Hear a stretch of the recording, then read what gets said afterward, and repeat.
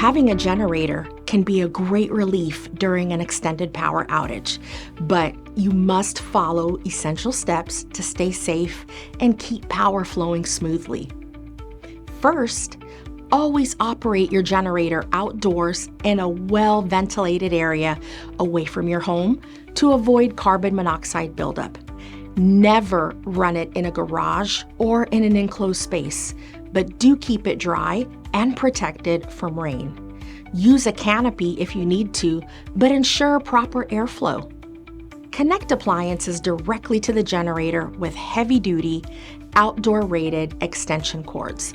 Never plug the generator into your home's electrical system without a licensed electrician installing a proper transfer switch.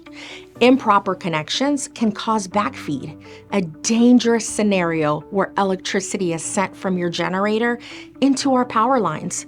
Backfeed can be deadly to our utility workers. Remember to store fuel safely in approved containers away from heat sources, and never ever refuel a hot generator. One more tip, don't wait until you need it to maintain it. Do regular maintenance, like checking oil levels and inspecting it for damage to keep your generator in tip-top shape.